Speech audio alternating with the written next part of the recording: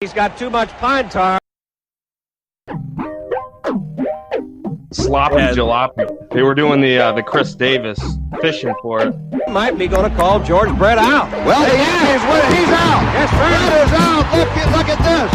Brett is out. And Steaming mad. he is out and having to be forcibly restrained from hitting plate umpire Tim McClellan. Too much pot tar. way too much pot tar.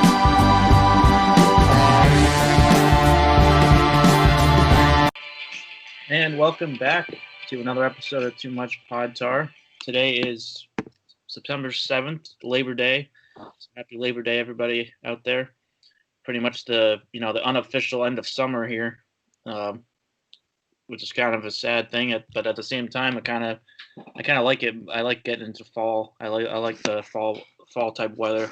I love Halloween, all that stuff. But yeah, today we're going to be running down some DFS for tonight's slate. It's the 6:05 p.m. Eastern Time slate. 6 games under that slate. So I got Johnnie Black on again for this one. So we kind of roll down and give some of those picks for tonight. So yeah, welcome to the show, Johnny. Again, as always. Yeah, what's going on?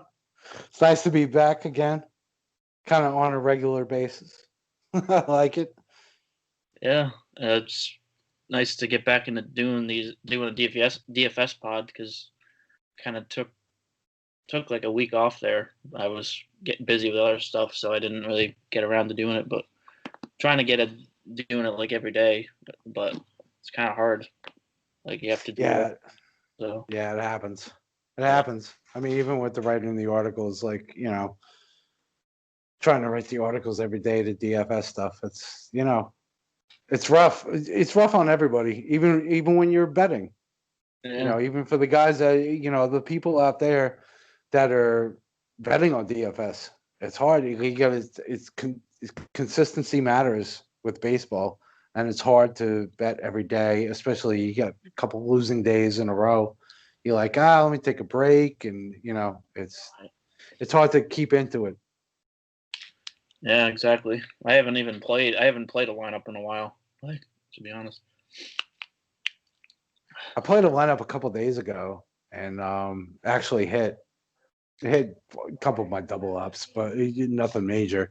Didn't go crazy on the GPPs or anything. But yeah, looking to play some more. Yeah, so I don't know if you want to go start with like some of the pitchers, or what do you want to start? Yeah, I got a couple. Let's see, we're doing the 6:00 slate tomorrow. You said so. Yeah, it's the main one. Yeah, so we'll skip the afternoon games. Although I like Zach Wheeler this week, but yeah. Let me take a look here. Who did I like? Oh. Well, Scherzer's always in play. I mean, obviously, they're facing Tampa Bay, and it's at home in Washington. So he's always in play, of course. I like Zach Plesac. Kansas City's just not a good team. They're just not good. And over the course of a lot of the guys, a lot of the guys on their team don't hit him well anyway. So, I mean, someone like Zach Plesac, if you want to run down the pitchers, Plesac's nice, and he's been pitching really well this year since being called back up after that whole COVID incident with Clevenger. But I mean, someone like Alex Gordon is 2 for 11 against them. Whit Merrifield's 2 for 14. Like they don't hit him well anyway. So I would stick, and they're fighting for the playoff race. I don't know. A couple other guys I like. I like Zach Gallen at the 8:00. Playing in San Francisco. I like him throwing against them. Zach Gallen's been nice. San Francisco, granted their lineup's been decent this year, but I think he can shut them down. And another guy I like is for the later game is Christian Javier. I like him shutting down Oakland. I just don't think Oakland. I think Oakland's offense has been way overblown this year. I just don't think they were as good as their numbers indicate. So, Yeah. so those would be my pitchers. I mean, as far as Yeah. Another guy to mention too is Dinelson Lamet. He's been pretty solid this year. He's got 57 Ks, just 15 walks through 44 and 2/3. So the Rockies facing off against the Rockies, not in Colorado, like outside of Colorado, is a pretty good matchup. So I like that one as well. yeah, that's always solid. Yeah.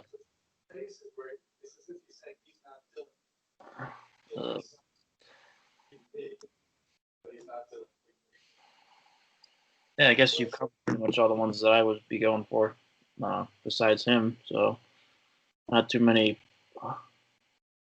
Well, I guess Charlie Morton too is another one. Probably kind of obviously value guy at only 7,300.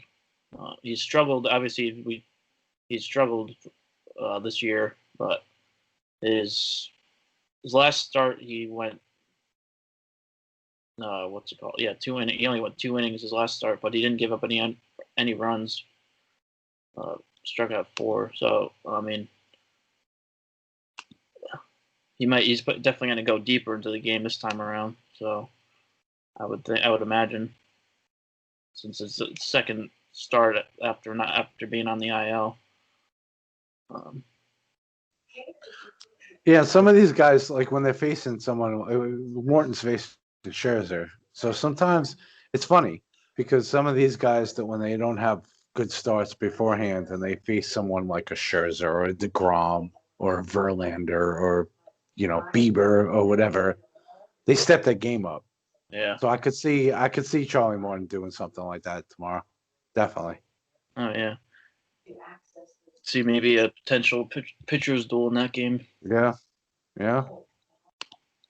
Which I always like to see. But let's just slide over to some hitters. For hitters, obviously Tatis Jr. is always a solid option. For this slate, he's the most expensive at 5,800. Facing Kyle Freeland. So I really like that matchup for Tatis, and he had a home run just on what was it, Saturday? I think he had a home run. Yeah. So he tied the league with 14 with Mike Trout. So, well, now Trout hit one today to get his 300th home run, or yesterday.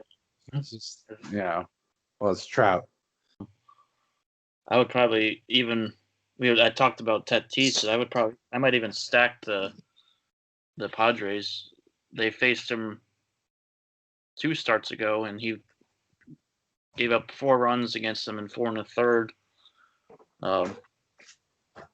And he's given up 8 runs over his last 2 starts and just 8 1/3 or 6 1/3 innings. So he's been struggling, and I think he's coming into a really tough matchup there against the Padres lineup, who's been, as we all know, just very good this year. Just pretty much clicking on all cylinders. Like almost every hitter in that lineup has been hitting well. Like Tatis and Hosmer, Cronenworth, all those guys.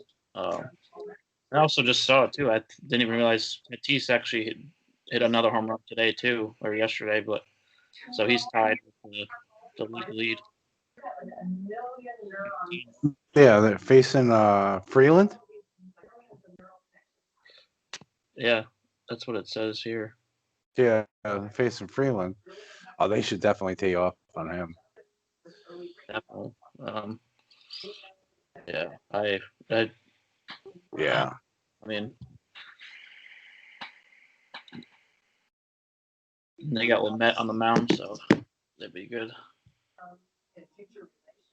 Yeah, it's definitely a good matchup for them. Yeah. Yeah, I can't see Freeland shutting down this San Diego lineup. He's too much of a soft tosser. Like he isn't. Yeah.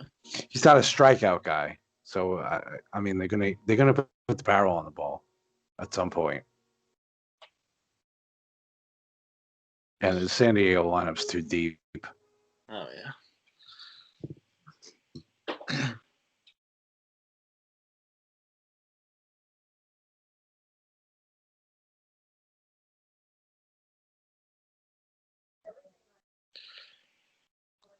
Oh, I don't yeah. know about getting.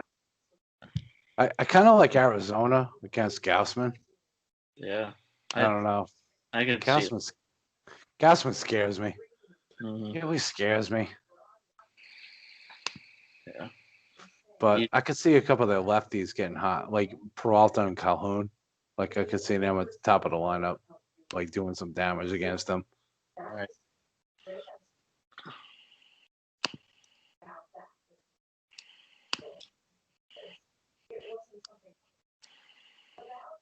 Yeah, and they're pretty cheap too, so you can roll some value. Yeah, if you could stack like the top of that lineup, because I'm imagining. I mean, I can't see the lineup now, obviously, but I'm imagining Marte, Peralta, Calhoun are going to sit 1, 2, and 3, or 1, 3, and 4, or however they're going to, they might put Escobar because he's a switch hitter. They might throw him at number 3. Yeah. But any kind of combination of Marte, Escobar, Calhoun, Peralta. I mean, Christian Walker, they usually bat 5th. Carson Kelly down at the bottom. But yeah.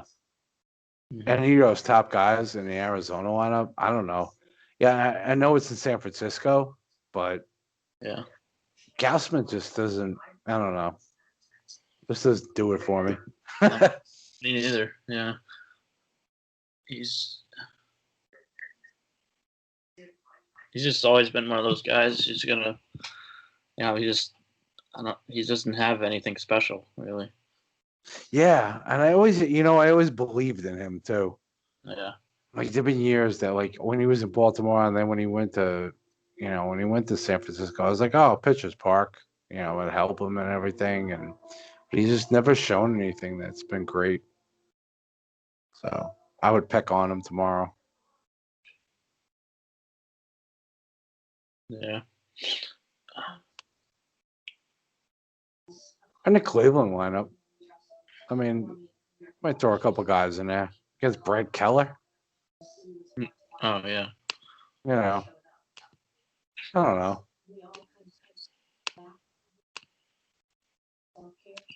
If you could throw in one of those, if you can throw in one of those guys, like Lindor, Ramirez, or Santana, we'll get like 2 of those guys back to back. I would throw that in there. Franmil. Yeah, definitely. I could see Against that. Keller. Yeah. Yeah. It's in Cleveland. It's home. I would do that. Yeah. I'm not even talking about a heavy stack or anything. I'm just talking if you can get like, a couple guys back to back in the lineup. Be nice. Mhm.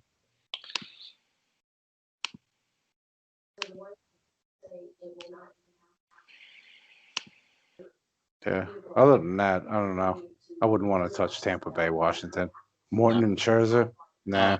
Stay away from that game as far as hitters go. Yeah. I might actually I'd probably attack Jordan Montgomery a little bit too. He hasn't been really that good this year. Yeah, I don't know. Yeah, I would throw someone in there, but I mean, I wouldn't go crazy. Just kind of maybe just a couple. Yeah. Like Bichette. Who else? Like. Yeah, well, you heard Hernandez. Hernandez. Yeah. It's done. That sucks for them. Yeah. Because he was hitting so well. He was doing so great. Yeah, he was their best hitter right now. Yeah. I'd go with Rowdy Tellez. I would throw him in there Oh yeah. against Montgomery. I know he's a lefty and all.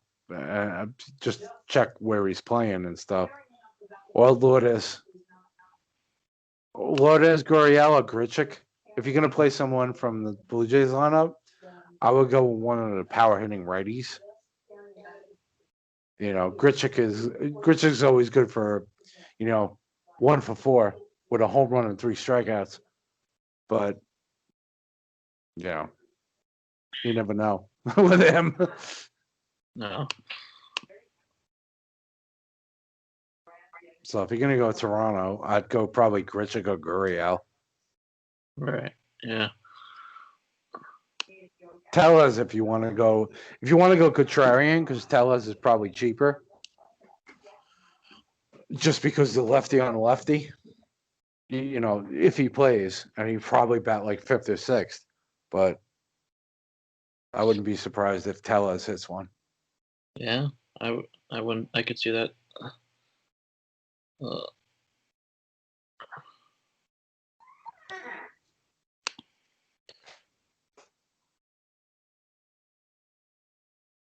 It's always so tough in these like short slates. Like 6 games is pretty not too big of a slate.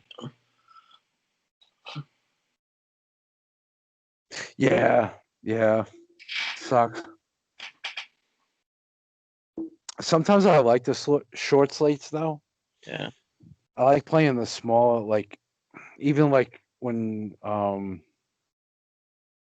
DraftKings has like the late night short slate or or the showdowns. I don't mind it that much. No. It gives you, it limits your choices. I know it does, but sometimes when there's too many games, you're sitting there looking at it and you're like, well, what do I do here? Oh, I mean, yeah. there's just way too many choices. And if you're not playing a bunch of lineup, like if you're not someone who plays like 20, 30 lineups, 100 lineups or whatever, if you're someone who plays like I do, like I'll play a few cash games, a few GPPs, like 3, 5 maybe. Yeah. I don't want an 11 game slate because it doesn't do anything for me. It's too much to choose from. I'd rather have a smaller slate where I can mix and match, do a short slate and do a couple games on that, or even a showdown and pick like, my one guy that I ride with and then, mix and match. All right. Well, how you play.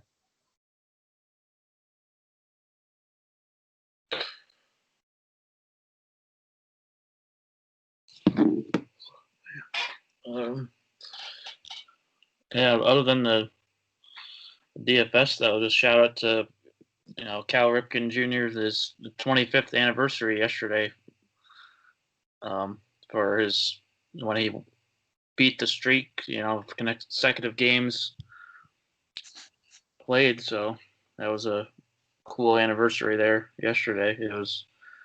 What did he? I think he threw out the first pitch in the game. For the Orioles. Or obviously not actually, kind of like virtually threw it out.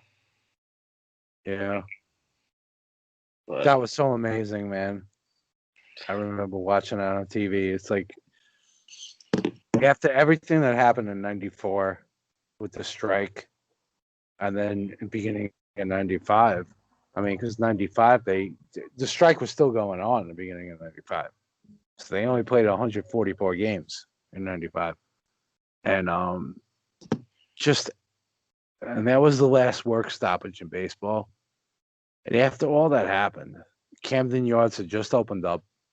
I believe it opened up either that year or like the year before. It had just opened up. And just them having the countdown and everything, it was just so amazing. So amazing to witness it. Granted, I wasn't there live, and I envy the people that were actually in Baltimore at that time, but such a great moment for baseball. I mean, Lou Gehrig's an icon, and with the luckiest man and everything, the speech and all that stuff, like what he went through and everything, and even Cal Ripken said that he doesn't want to be, he never wanted to be compared to Lou Gehrig because Lou Gehrig was such a great player, great humanitarian, great, great for the game and everything, But so Cal Ripken's been that his whole career. His father was a coach, his father was a manager, his brother played with him. He's been big into like the Little League baseball and stuff, Cal Ripken baseball. Just having that moment, just to be able to break the unbreakable record, because no one, we talk about it now. We talk about Cal Ripken, that's unbreakable. Nolan Ryan, like all this stuff. You have to remember there were times when these records weren't even held anymore. People forget like the strikeout record is Nolan Ryan's right now. But back, like I would remember doing one of the Mount Rushmores or one of the articles I did. I didn't even realize it. But back in like 1982, Steve Carlton actually held the all-time strikeout record. He was ahead of Nolan Ryan. Yeah. Nolan Ryan wound up passing him. But there was a time when it wasn't Nolan Ryan that held the strikeout record in the 80s. Like, and you think about these records and these unbreakable records. And it's just, this is what goes to why we love baseball. It really does. And it's because we all say the records will never be broken until they are. All right. Except, but Cal Ripken is the one that's like definitely not going to ever be touched. Like the way that players don't even play full seasons anymore. But because the longest active streak right now is 287, which is Whit Merrifield has right now. So, well, he's not breaking it. It's not close. No. He's like 30 years old already. 31 years old. He's not playing until he's 50. No. I mean, that's the thing with Ripken. He played from 1982, May in 1982, to September of, he broke the record September 6th, 95, but he played until 1998, I think. So, I mean, basically 15, 16 seasons in a row. No one's doing that.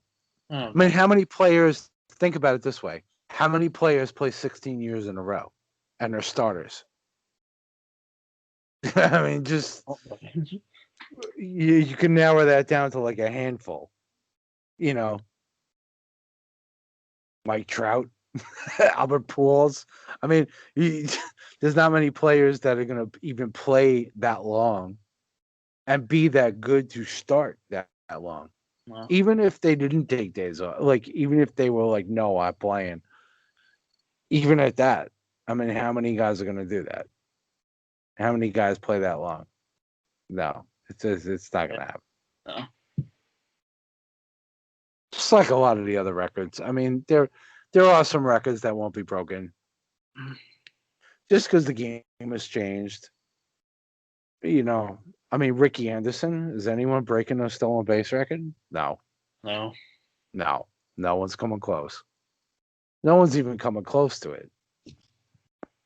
1,406 bases. You mean to tell me you have to steal 70 bases for 20 years in a row? Who steals 70 bases anymore? Even in 1 year. And you have to do that 20 years in a row. Same thing with the strikeouts. 57-14. You have to strike out 285 guys for 20 years in a row. It's just not possible anymore. Guys don't, I mean, you get Scherzer or you get Kershaw or you get someone like that that'll throw, or it's Chris Sale when he's healthy. All right, they'll strike out 300 guys. All right, that's 1 year. Do that for the next 15 years. It's not going to happen. Pitchers just don't pitch like that anymore. No. So There were some records that just won't be broken just because the game has changed. But that's fine. We have these records, we have these numbers embedded in our heads. You know, I'm just waiting for someone to break Barry Bonds' home run record. Yeah. It's gonna happen. Oh yeah, it'll definitely happen. I think. I mean, where the game has gone, a lot of things are home runs and walks, and so 762. Yeah, I could see it. I could see it. You got a lot of young kids that are playing right now. That if they go on, if they continue playing the way they're playing, I mean, we got a lot of guys like that in the major leagues that can blast 35, 40 home runs a year for the next 15 years. Yeah. Acuna, Soto, Eloy Jimenez, Luis Robert. I mean, no, who knows? Nelson Cruz might be playing until he's 50. Yeah. Who knows? We don't know. I mean, but these guys, Mike Trout just hit his 300th. He's 29 years old. Yeah. Bryce Harper. Everyone stopped looking at him. They're having a great year. Mm-hmm. So guys like that, like, you never know. You never know. And it's funny because we look at like a guy like Albert Pujols, who is so great. He was such an amazing hitter. And then he started to decline, and it's like, damn, one more home run and he ties Willie Mays for 660. Mm-hmm. He's still 102 away from Barry Bonds. Yeah. It just goes to show you how amazing that record is, how hard that is to do. It's really incredible. That's why I love baseball. This is so great. Yeah. Well, if you just keep or bring the juice ball back, then it'll happen. Just keep using the juice ball. Yeah. Yeah. It'll happen eventually. Yeah. All-time records will fall. It's the crazy records that are harder to do. Like I said, like the strikeouts and the games played, those are harder to do. Even hitting 400 nowadays, I don't see anyone doing it. No. Guys don't hit like that anymore. Ted Williams was a freak of nature.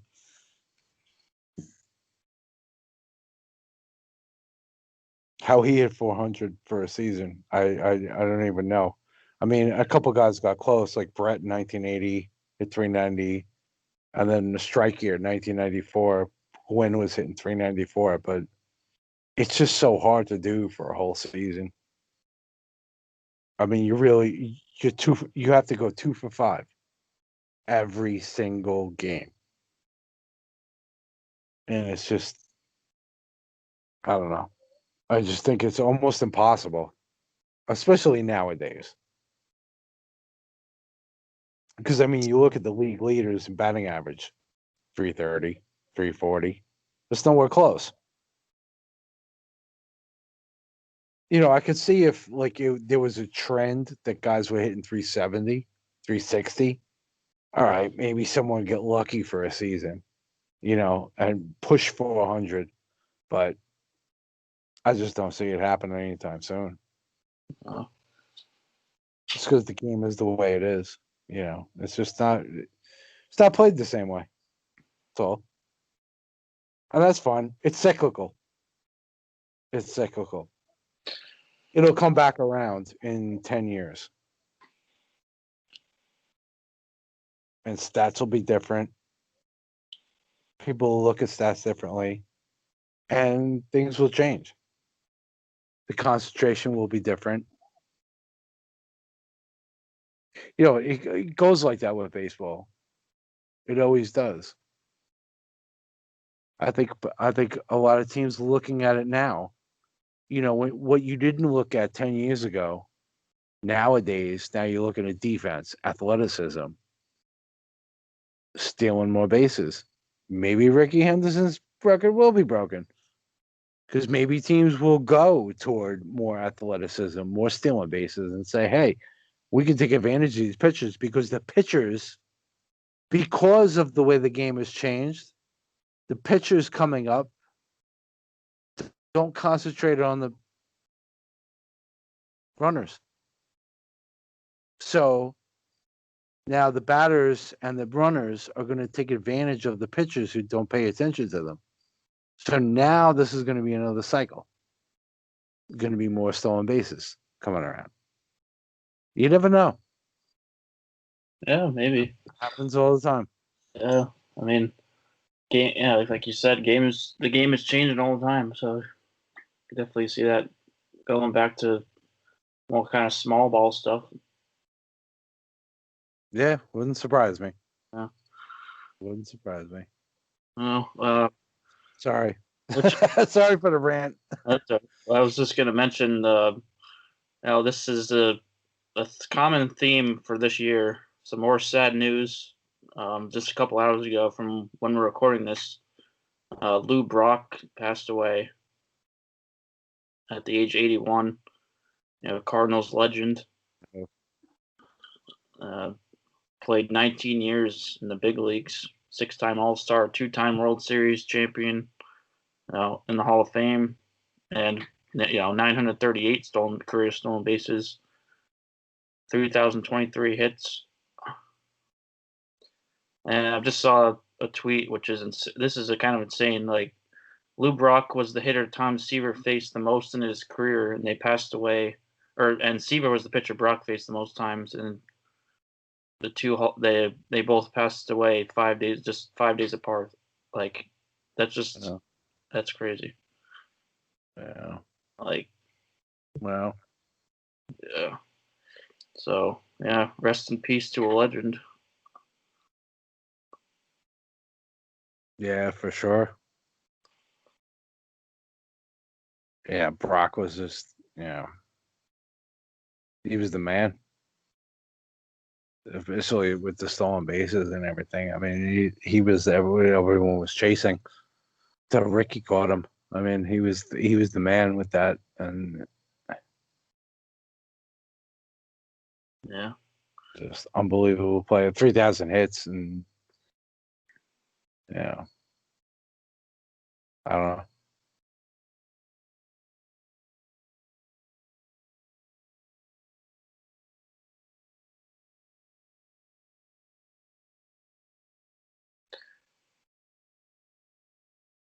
Yeah, just this year just keeps going. Yeah, 2020 just keeps getting better, right? Yeah. Oh my god. What was next? They always say that it happens in threes. Yeah. Seaver and Brock. I think didn't somebody else pass away like earlier this year? I forget who. Like another legend. Well, usually it's like in threes. So I mean, like in quick succession. Oh yeah. I mean, Seaver and Brock. I'm waiting for another one in like the next day or two, because this is the way it usually goes. Right. But, my god. Yeah.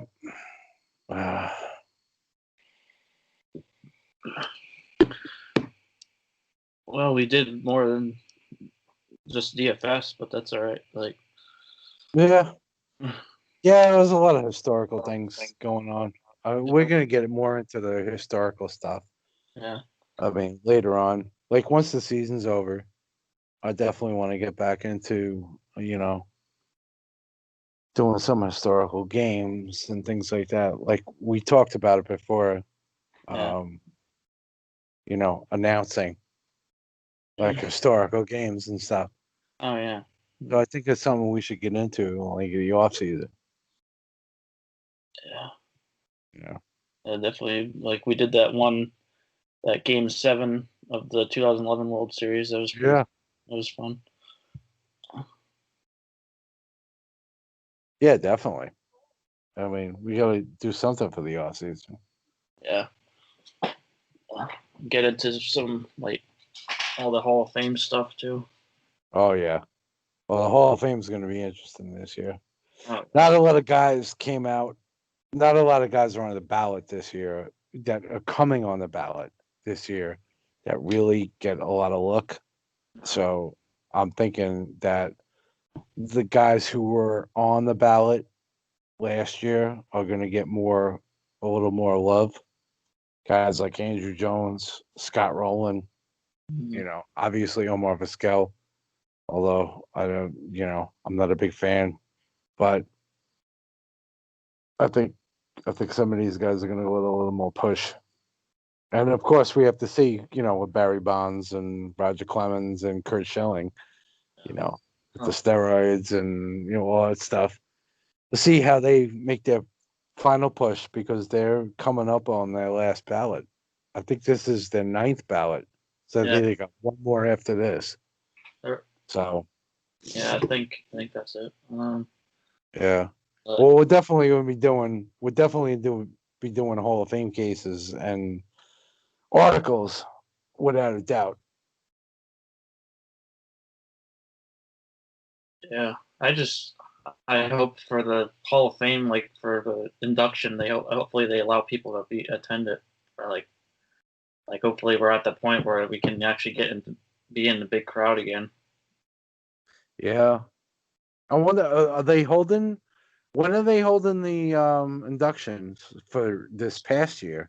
Because Jeter and Walker. They're doing it like at the same time, like they're doing like a dual induction. Like it'll be So not having it this year?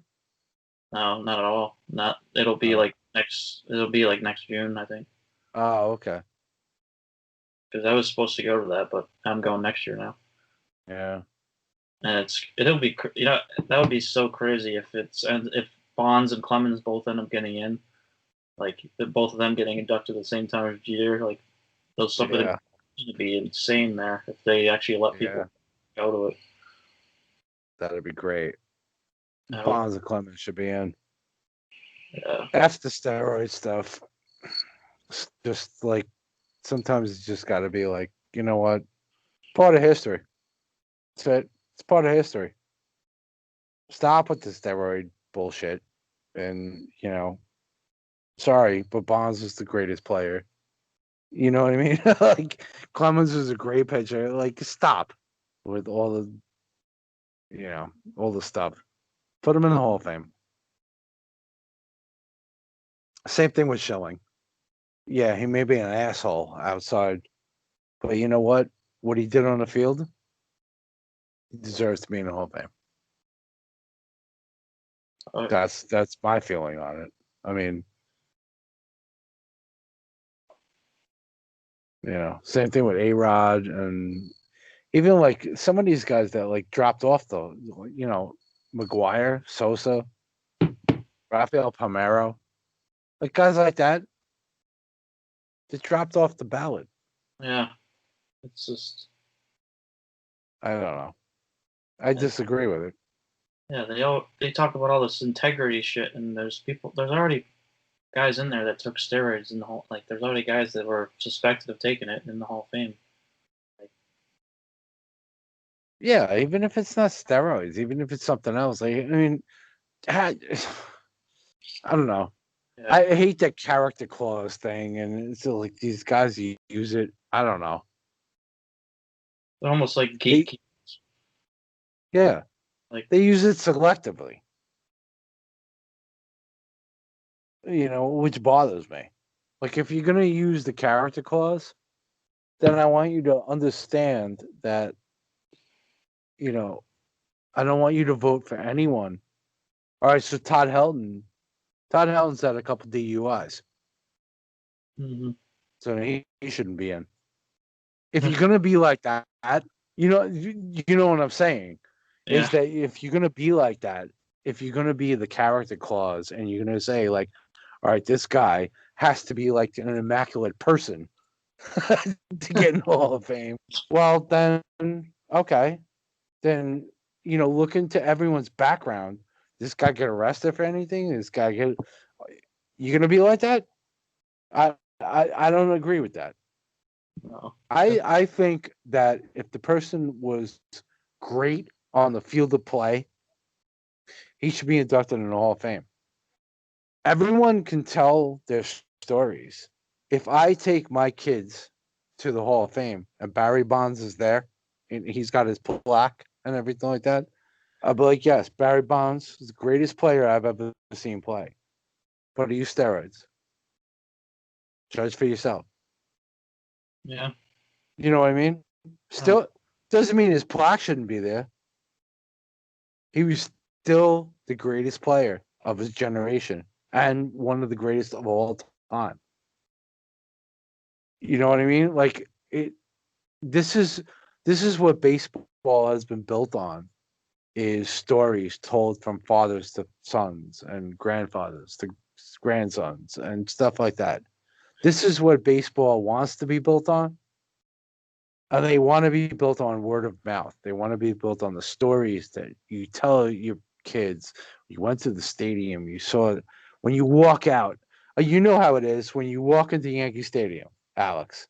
When you walk in, you get your ticket, you go in the gate, and you walk in and you go to find your seat. And as soon as you walk out, you see that green field and that diamond. And it's like, like it's like it's like you walk into a church or something. And that's the feeling I get every time I walk into a baseball stadium. And that's the way it should be. That's the way it should be for these kids and for these parents or grandparents or whatever to walk into the Baseball Hall of Fame and be like, hear the Angels sing. Like, you got all these plaques and you got all these great players and everything. Then when you go and you explain things, I mean, that's what it's all about. It's passing down stories. It's all about the experience. And that's it. I'm all about the history of it. And, the history can't survive if we're just going to stop the history. We're going to say Barry Bonds doesn't get in the Hall of Fame because he used steroids. What the hell is that? Then you're stopping history. You're not telling the history of the game. And I don't agree with that. I don't agree with that at all. It should be all about the history. And baseball's got such an extensive history. I mean, it's been a game for 140, 150 years. It's in an extensive history of stats and numbers and everything that's gone along with it.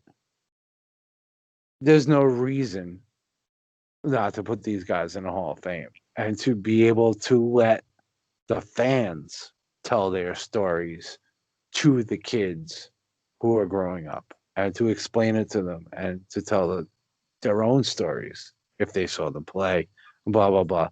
Like, baseball's robbing us of that. They're robbing the fathers, the grandfathers, and stuff like that. They're taking that away from us. I disagree with it.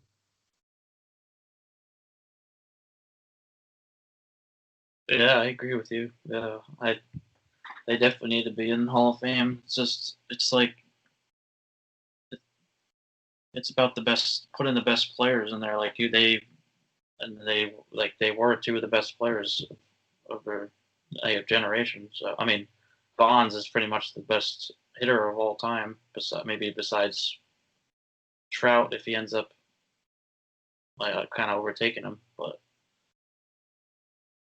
I mean, it's just ridiculous that they have to do that. Like you said, kind of be the ultimate decider on what their character is. It just I don't get it.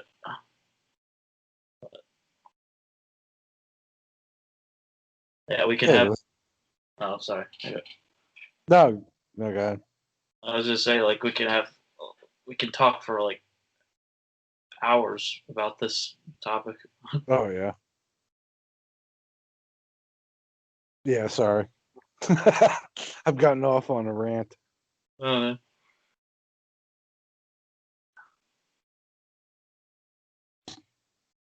but anybody playing DFS, good luck with that, and hopefully some of our tips helped you out. You know, some of our picks for pitchers and hitters and all that. I don't know. Do you want to do a home run call for that, or Yeah, you know what? I'm gonna do Randall Grichuk. That was my Ooh. home run call. all right? Yeah, I'll go with Randall Grichuk because I think he's like a home run or nothing. But I Yeah. think he might take one deep tomorrow. So I'm gonna throw him in. Uh, I don't even. You know what? I'm gonna go with the same game. I'm going with Luke Voigt. Yeah, I think he's gonna get that offense rolling finally.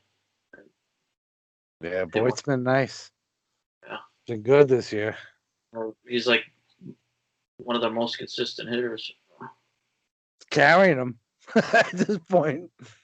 Yeah, He's carrying that offense. yeah. Him and LeMahieu have been the guys. Because LeMahieu, he was injured for a little bit, but besides that, he's hitting almost 400. Yeah.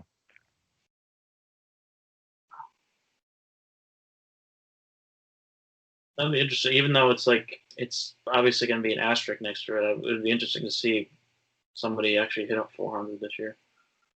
Yeah. Well, it just goes to tell you like how hard it is, even in the 60-game season. Yeah. Like how many guys in 400? It's just so hard to do. And I don't know. Yeah, right now, well, besides LeMahieu, Trey Turner's hitting 365, and LeMahieu's not even he hasn't gotten the plate appearances yet, but he will. If he stays healthy, he'll definitely get there. But he's hitting. What's LeMahieu in? Let me see. 363. So he's actually not hitting as high as Turner. Yeah. At one point, he was hitting like 383, I think, or 385 or something. I think. He was at 402 like a couple of weeks ago. Yeah. Yeah. It just goes to show you, man. 400. And that's why like people got to look at like Ted Williams. Really look at his stats, dude, because that guy was just insane.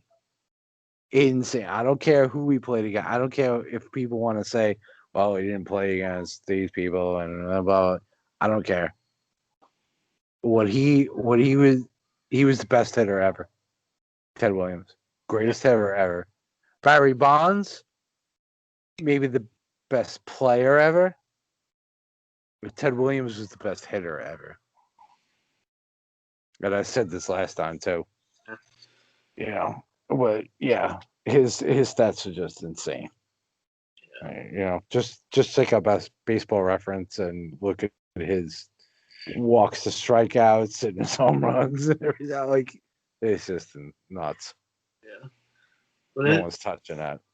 That's like the other thing too. I hate is like when people like try to say like, oh, he didn't face this guy, he didn't face this guy. Like, you can't compare generations. Like, you can't compare Babe Ruth to Mike Trout or whatever, Ted Williams to Mike Trout. You can't do it. Like, it's not the same thing. No.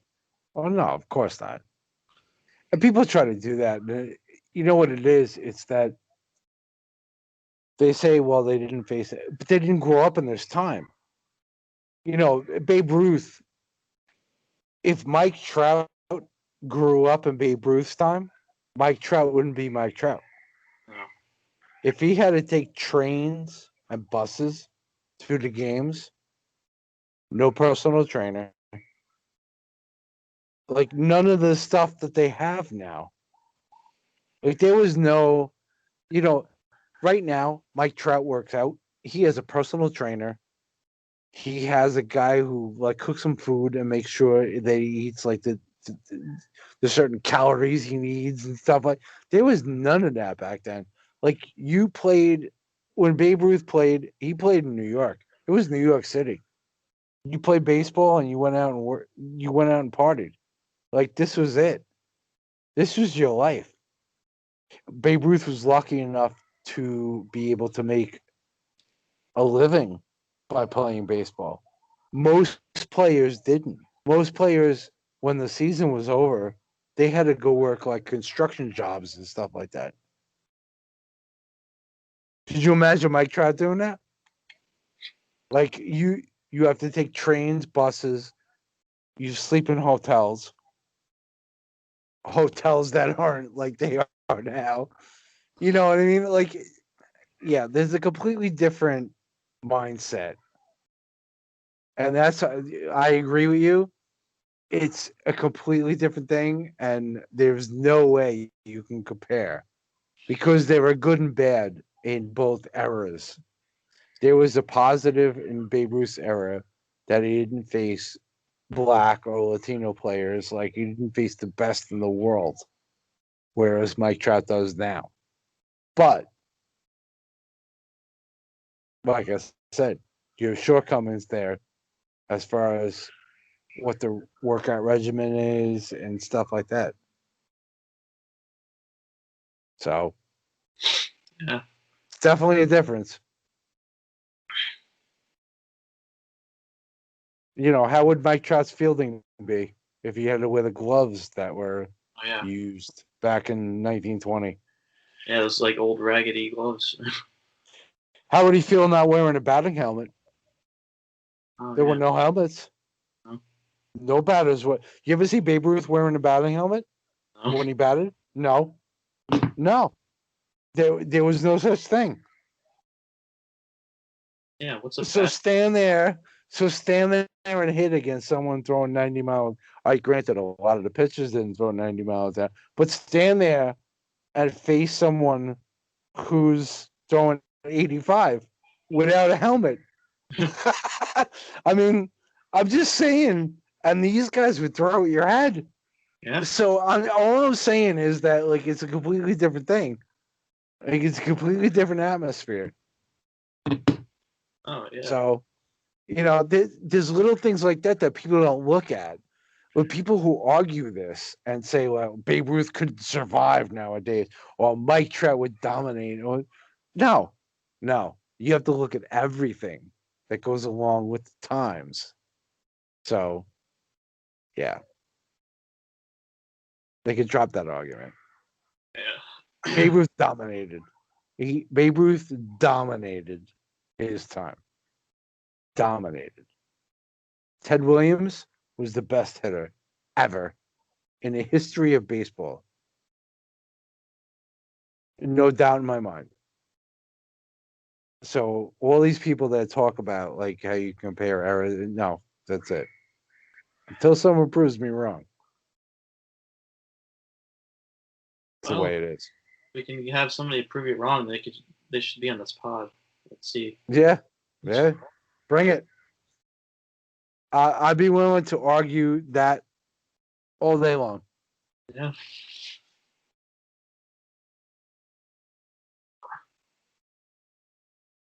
But I think we should probably wrap up here. Yeah. Going for like an hour, but I mean, that's fine. That's all good. We got some good content. So, yeah, that's good luck with the DFS, as I said, and make sure you keep tuning in to our other DFS shows that we do. For some good advice, and see if we can have Joey on again. It's been kind of busy here with doing a bunch of fantasy football stuff, getting ready for that. So I did a couple leagues last night, and I had a couple drafts. So been busy doing a lot of that, and just a few days away now. It's this week that football starts, so be getting rolling with that. That'll be exciting too to get that started. We'll have the baseball season and basketball and hockey playoffs at the same time as football, so that's going to be all at the same time. It's going to be a lot of stuff happening over at prime time, and right with our articles and all that. So definitely go and check all the articles out. Get some more traffic in there. It's always appreciated. And want to go and give us a review on our podcast as well. That'll be appreciated. Give us some some star reviews, 5 stars. That'll help with our listenership. So yeah, other than that, as always, you can never have too much pod tar, and we'll be back soon.